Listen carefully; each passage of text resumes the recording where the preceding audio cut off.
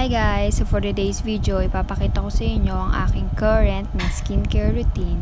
So gagawa na lang ako ng voice over kasi hindi ako nakapagsalita sa video kasi madaling araw na yan. So pagpasensyahan nyo na ang aking boses.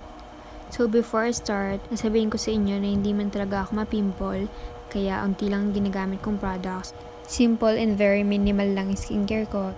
So ayan guys, let's start my skincare routine. Ang ginagamit kong cleanser dyan is yung Perfect Skin Foaming Facial Wash. So ang skin type ko is sensitive at saka dry face. So hindi ako masyadong gumagamit ng mga matatapang na cleanser, kaya ang dapat ang ginagamit ko lang is yung mga mild. So itong gamit kong Foaming Facial Wash by Perfect Skin, effective siya sa akin, hindi siya ganun katapang. So maganda siya, mild lang siya. So, kung gusto nyo bumili na itong Perfect Skin Foaming Facial Wash, ilalagay ko ang link sa description box. So, ayan, tissue ang ginagamit ko para ma-dry pat ang face ko. Hindi ko siya recommended kasi magastos yung tissue. So, mag-face towel na lang kayo. Palitan nyo na lang every week para hindi nagbe-build up yung germs. Ang sabi ko nga kanina, hindi naman talaga ako mapimple na tao.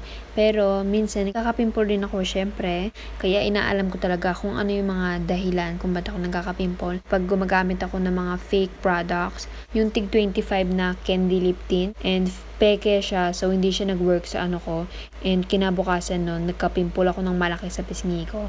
So hindi ko recommended na bili-bili kayo ng makeup na peke o kaya kahit anong skincare na peke. Pangit talaga siya, kaya wag kayong bumibili ng mga kung ano-anong peke kasi pangit. So ayun nga, ginagamit ko itong aloe vera face gel. Nakagamit na ako ng isa yung sa Nature Republic, and ito naman is yung sa The Face Shop. And parehas lang naman siyang effect niya. Yung aloe vera mga ganitong mask, hindi naman talaga siya nakakawala ng pimple. For me, ang effect niya lang sa akin is nakaka-glow siya ng skin. Ayun ang napapansin ko sa kanya. Hindi naman siya ganun ka-essential sa skincare ko. Ginamit ko lang siya dito for the sake of the video. So yun guys, panoorin nyo na lang kung paano ako magpahid ng aloe vera. So, mamaya naman ako magsasalita. I'll be back in a minute. Thank you very much. Period.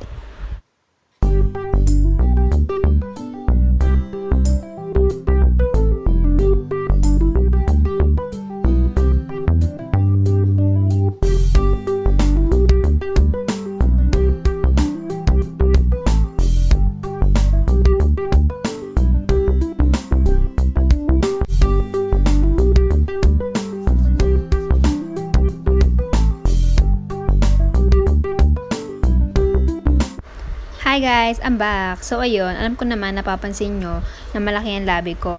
Mala Kylie Jenner ang dating, except it's natural, period.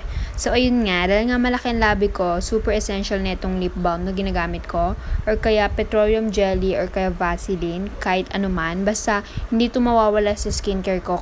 Kasi kapag nagda-dry yung lips ko, sobrang halata niya. So lagi ako naglalagay every night, para pagising ko sa umaga, hindi na siya dry. Ganon ang effect niya sa akin.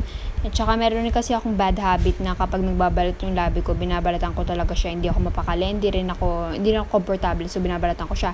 And ayoko naman yun kasi nakailang balat na yung labi ko. So ayun. So yun guys, tapos na ang ating night skincare routine. Sabi ko nga sa inyo, minimal lang ang ano ko.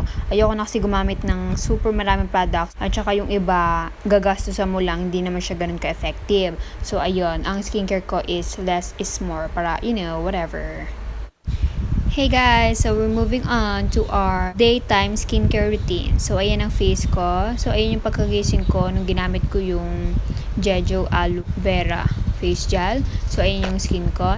So ayan, pinapat ko na, hindi ko masyadong ginagadgad sa mukha ko yung tissue. Pabebe lang, ganun. And hindi ko nalagay yung skincare ko na yung yellow. Yung pinapahid ko yung ice cube sa mukha ko. Effective din yun. Pero hindi ako nakagawa ng yellow, kaya hindi ko napakita sa inyo. Nakaka-minimize siya ng pores. So if may mga malalaki kayong pores, magsasara yung mga pores nyo kasi malamig siya. At saka kung oily skin kayo, nakakawala rin siya ng oily skin. So try nyo yung ice cube, ipahid nyo lang sa mukha nyo. So ayan guys. Okay guys, so we're moving on to our next step. Ang pinaka-importante sa lahat sa daytime skincare routine mo ay ang sunblock na mataas ang SPF. So ang ginagamit ko is Premium Tinted Bb Sunblock cream by Perfect Skin. And ang SPF niya mataas siya, SPF 45 PA+++. So ayun, dapat mag-invest kayo sa mga sunblock na matataas para more protection from the sun. Importante na naglalagay kayo araw-araw kahit nasa bahay lang kayo o kaya umuulan. So itong ginagamit ko is Tinted Bb cream siya. So para na rin siyang BB cream na parang may coverage siyang onte kung gusto niyo may minimal makeup. So ayun, lalagay ko rin ang link sa description box. So ang sunblock nga is super important, lalo na dito sa Pilipinas, sobrang init ng panahon. Kaya kailangan mo talaga mag-sunblock araw-araw. Huwag mong i-skip yan. So, naglalagay rin ako ng moisturizer kasi sabi ko nga sa inyo kanina, I have dry face. But sadly, wala akong moisturizer. Pero ang marirecommend ko sa inyo na moisturizer na mabibili nyo sa Watsons is yung Eye Wild Aqua Moisturizer. So, ayun, maganda siya. Nakaka-plump din siya ng skin na parang baby face. Ganun. Meron din akong moisturizer at saka toner na super hiyang sa akin. Kaya ayun ang gusto kong gamitin. Kaso hindi pa ako nakakabili nun kasi hindi siya mabibili sa Watsons. Pero ang brand nun is The Skin Breath Whitening Flower Lotion at saka Whitening Flower Toner. So ayun, yung toner na yun, hindi siya ganun katapang. At saka hindi mo na siya nilalagay sa bulak. So yung toner yun, nakaka-glow siya ng skin ko. Kaya gustong gusto ko yun. Kaso wala akong ganun. Anyway, so kung napapansin nyo, gentle lang ang pag-apply ko ng product sa skin ko. Kasi ayoko na masyadong harsh. So ayan, kung makikita nyo, padabdab lang, pabebe lang. At saka kung mapapansin nyo, pa-upward ang pag-apply ko. Sana mag-enjoy muna kayo kung paano ako mag-apply ng sunblock. Sana masatisfy kayo. And nakalimutan ko palang sabihin, uminom kayo lagi ng tubig para hydrated yung skin nyo. At saka, dapat 8 hours ang tulog nyo. Huwag kayo masyadong magpuyat para hindi kayo magka-pimple. At iwasan nyo rin hawakan lagi yung mukha nyo kasi sobrang dumi ng kamay mo. Lagi mong hinahawakan yung cellphone mo.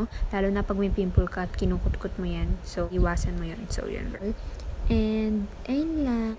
So guys, we're finally done doing my skincare routine, daytime and nighttime, and sana nag-enjoy kayo. And don't forget to like, comment, and subscribe to my YouTube channel. Meron din pala akong mga unboxing videos ng mga skincare. So kung gusto nyo panoorin, ililink ko sa description box ang videos. So pwede nyo mapanood. And ayun lang, sana nag-enjoy kayo dito. Thanks for watching! Like or dislike, whatever, and mag-comment na rin kayo kung ano gusto nyo sabihin. And don't forget to subscribe. So ayun lang, period.